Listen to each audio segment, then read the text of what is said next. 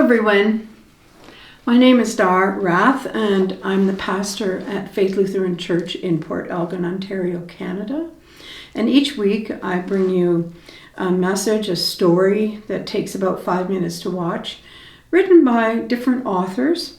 And this week I'm reading a few verses, a few paragraphs from a book called Living a Life That Matters by Harold Kushner.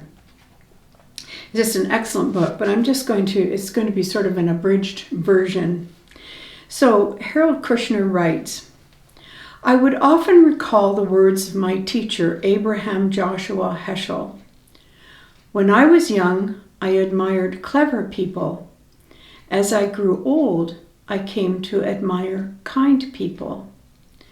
Looking back at my life, I realized that I was commuting between these two worlds in an effort to meet two basic human needs: the need to feel successful and important, and the need to think of myself as a good person, someone who deserved the approval of other good people. We need to know that we matter to the world, that the world takes us seriously. I read a memoir recently in which a woman recalls staying home from school one day as a child because she was sick. Hearing the noises of the world outside her window, she was dismayed to realize that the world was going on without her, not even missing her. The woman grew up to be devoutly religious, a pillar of her church, active in many organizations, feeding the hungry. As I read her story, I wondered if she became an activist to overcome that childhood fear of insignificance, to reassure herself that she did make a difference in the world. The need to feel important drives people to place enormous value on such symbols as titles, corner offices, first-class travel.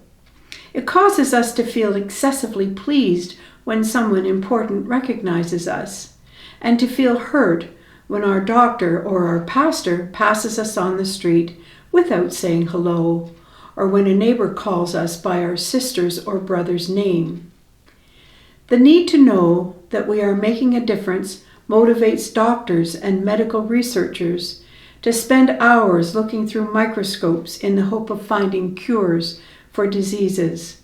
It drives inventors and entrepreneurs to stay up nights trying to find a better way of providing people with something they need.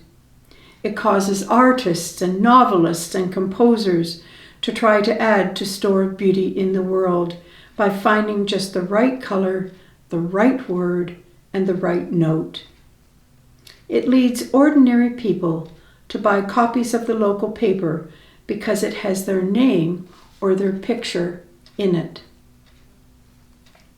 Because we find ourselves in so many settings that proclaim our insignificance, in stores where salespeople don't know our name, don't care to know it, in crowded buses or airplanes that give us the message that if we weren't there, someone else would be available to take our place, some people do desperate things to reassure themselves that they matter to the world.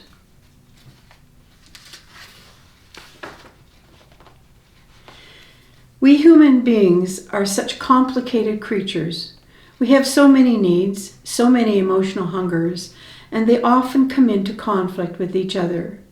Our impulse is to help needy people or support medical research conflicts with our desire to have the money to buy all things we are attracted to. This may well be the central dilemma in the lives of many of us. We want, indeed, we need to think of ourselves as good people, though from time to time we find ourselves doing things that make us doubt our goodness. We dream of leaving the world a better place for our having passed through it, though we often wonder whether, in our quest for significance, we litter the world with our mistakes more than we bless it with our accomplishments. Our souls are split. Part of us reaching for goodness, part of us chasing fame and fortune and doing questionable things along the way, as we realize that two paths may diverge sharply. Our self-image is like an out-of-focus photograph, two slightly blurred images instead of one clear one. Much of our lives, much of our energy, all will be devoted to closing that gap between the longings of our soul and the scoldings of our conscience, because our too often conflicting needs for the assurance of knowing that we are good and the satisfaction of being told that we are important.